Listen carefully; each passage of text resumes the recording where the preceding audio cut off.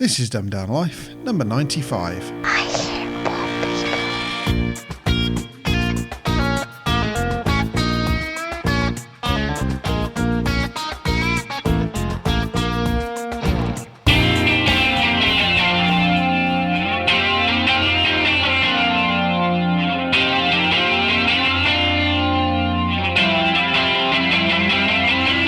I drink too much, I think too much.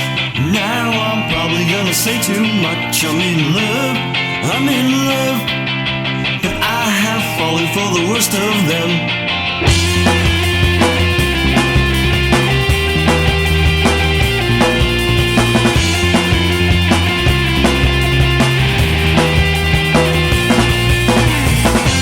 Don't you know I'm almost happy? Then again, there's so much more I need. Everything I want, I have now. Then again, there's something more to feel. I'm in love, but I'm in trouble. So my friends pull me away, and they fill my mind with fables to keep me from my wild ways. They say, don't marry the one you love. Don't marry the one you love. You don't marry the one you love. Marry the one who loves you. Marry the one who loves you.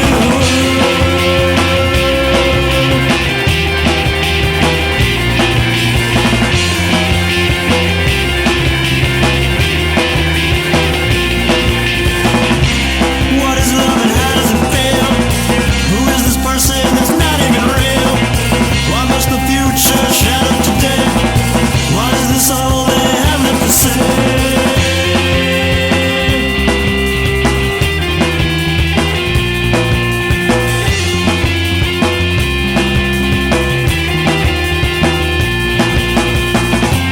There's a woman that I love now. She's good to me as she can be. I don't know about tomorrow. Then again, there's so much left to see.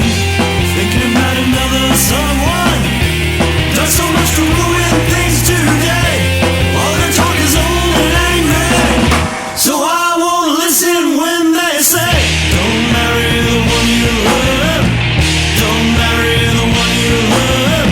You don't marry the one you love. Marry the one who loves you. Marry the one who loves you. Oh, the one who loves you, yeah.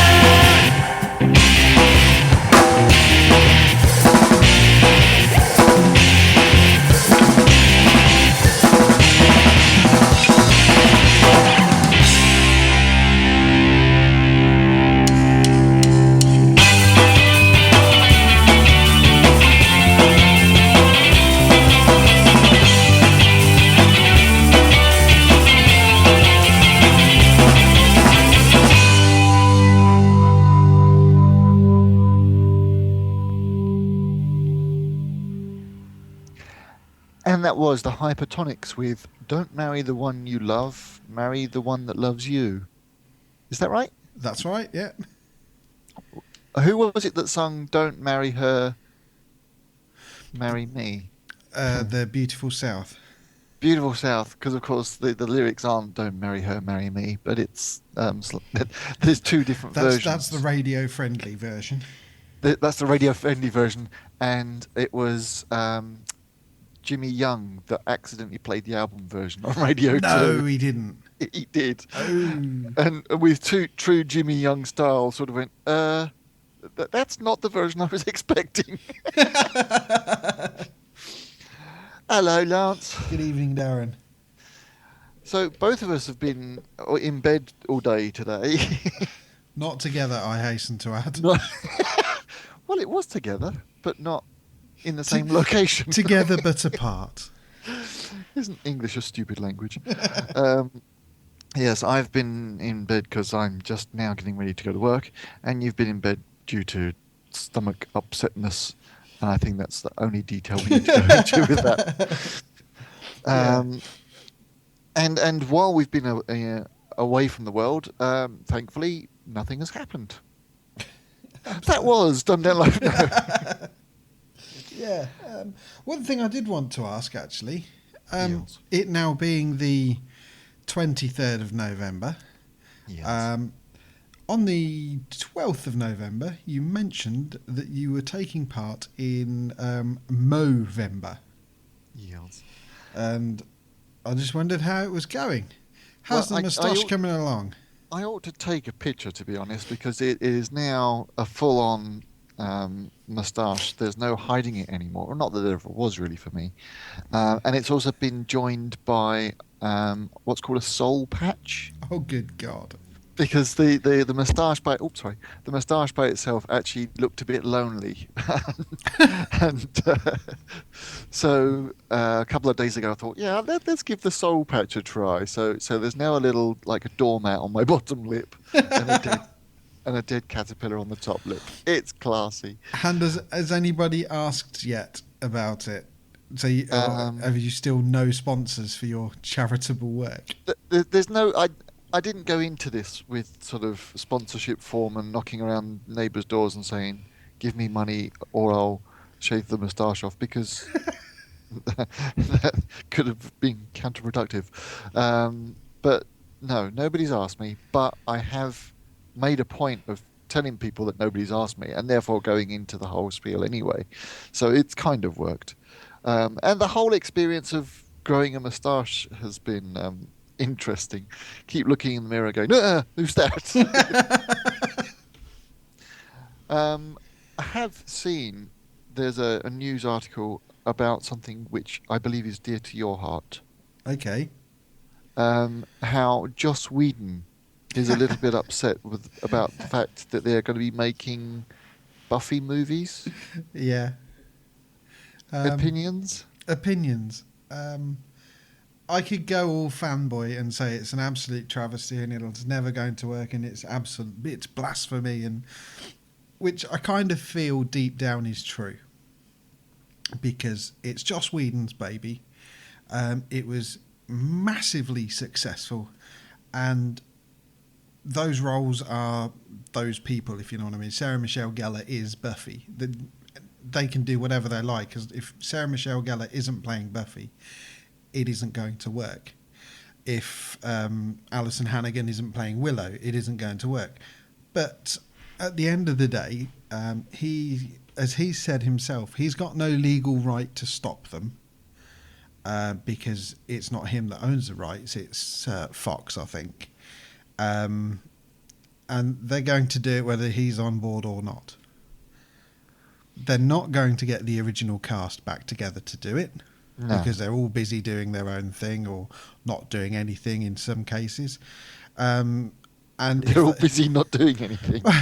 I don't know what Sarah Michelle Gellar's doing, but I know Alison Hannigan's in How I Met Your Mother, right, which is really quite successful. And a few of the others have gone on to do other things. Anthony Head's back in England. So, getting them all together free from whatever contracts they're under and willing to do it is next to impossible. Obviously, the TV companies feel that there's money to be made from a reboot. Sorry, I thought it was going to be filmed. Or is it a movie? Well, if it's going to be a movie, then it's kind of separate to the TV show anyway. I kind of feel... I personally don't have any interest in going to watch it. Was the original Buffy film a Joss Whedon thing? Kind of, yes. It was a Joss Whedon script that got mutilated beyond all recognition and changed so much that it wasn't what he wanted it to be. And Didn't that come out before the telly? Yeah. And he basically disowned it and didn't want, it wasn't what his plan was. So, in essence, the Buffy that we all know and some of us love, is technically a reboot. Right. So yeah, I haven't really got much desire to go and watch it. I'm not sort of bouncing up and down. Great, they're doing something else, Buffy. But I'm not going to get all sort of high and mighty over it either. Fairly indifferent, I think, is actually the phrase. But the thing is, though, Buffy's not been on television now for how long?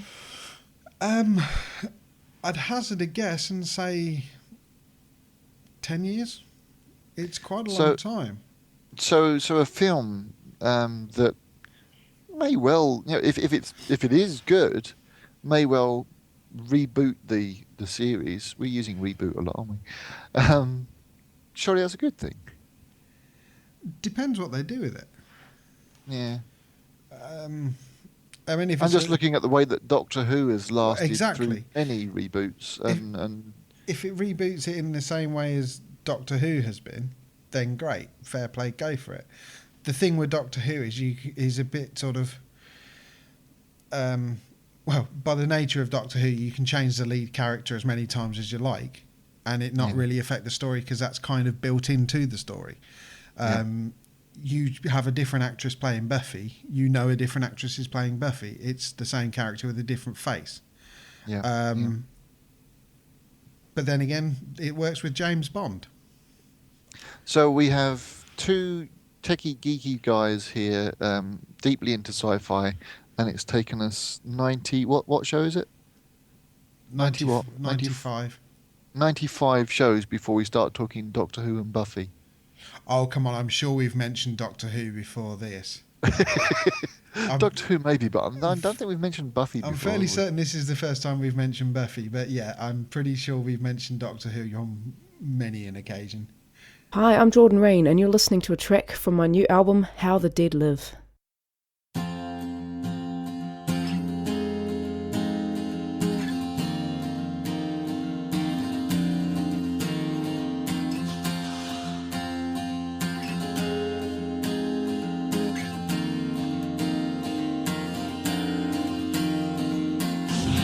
There's only 6 miles of bad road between you and I. Only 6 miles of bad road and blue sky. If he gets out fast, you won't feel his breath, you won't catch his eye. And I'll count the time and I'll watch the days till he makes you fly. Oh,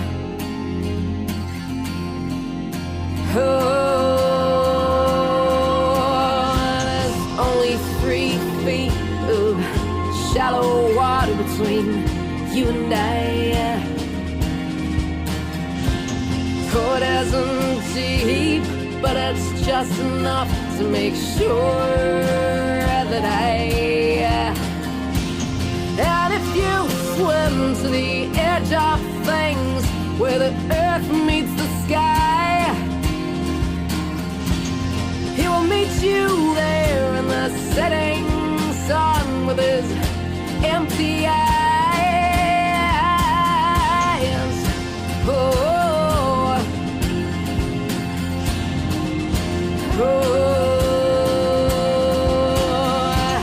How do you like your blue-eyed boy?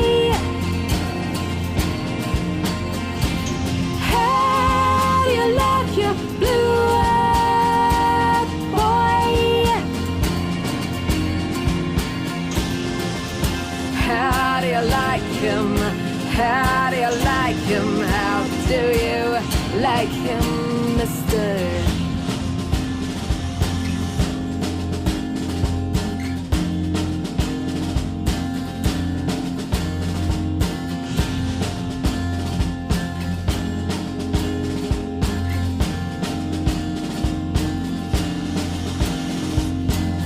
It's a short, sharp drop past 3 flights of stairs between you and I. Oh, it isn't far, and you'll get there fast, 'cause you're so fragile. Will you see his smile? Will you taste his tongue as you vanish by? You'll feel his hands, and they're cold like bone, but they're gone with time. How do you like your blue-eyed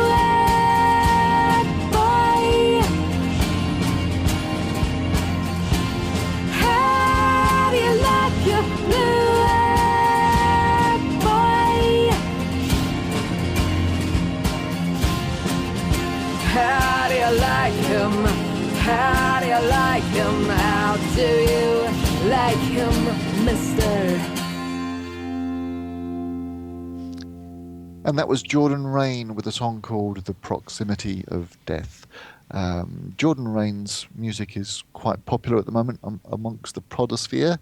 You may well have heard it on Suffolk and Cool or some of the other podcasts that are part of the Association of Music Podcasting. At the moment, I'm relying on podcasting as my main form of entertainment. Don't do telly, don't listen to the radio. And definitely the guys that are all part of the Association of Music Podcasting are really helping me get through my day.